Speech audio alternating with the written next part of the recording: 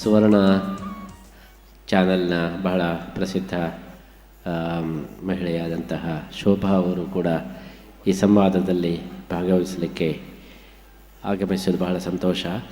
ಸಮಾಜದಲ್ಲಿ ಅನೇಕ ಮಹಿಳೆಯರಿಗೆ ಇದು ಪುರುಷ ಪ್ರಧಾನವಾದಂಥ ಸಮಾಜ, ಮಹಿಳೆಯರಿಗೆ ಪ್ರಾಶಸ್ತ್ಯ ಇಲ್ಲ ಎಂಬಂತಹ ಮಾತುಗಳು ಆವಾಗ ಕೇಳಿ ಬರ್ತಾ ಇವೆ.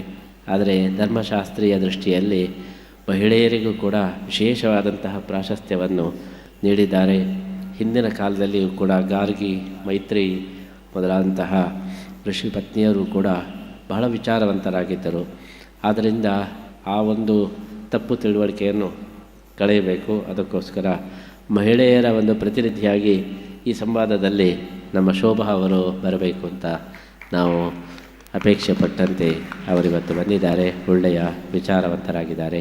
ಅವರಿಗೂ ಕೂಡ ಶ್ರೀಕೃಷ್ಣ ಮುಖ್ಯ ಪ್ರಾಣದೇವರ ವಿಶೇಷ ಅನುಗ್ರಹವನ್ನು ನಾವು ಪ್ರಾರ್ಥನೆ ಮಾಡಿ ಪ್ರಸಾದವನ್ನು. ಶ್ರೀಮತಿ ಶೋಭಾ MC ಅವರು ಸುವರ್ಣ ನ್ಯೂಸ್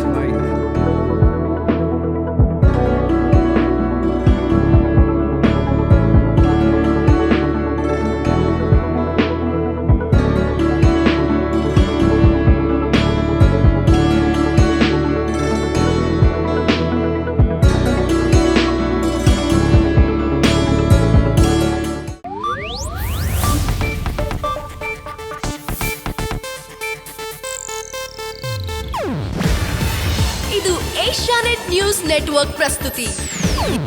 ನೀವು ನೋಡ್ತಿದ್ದೀರಾ ಏಷ್ಯಾನೆಟ್ ಸುವರ್ಣ ನ್ಯೂಸ್.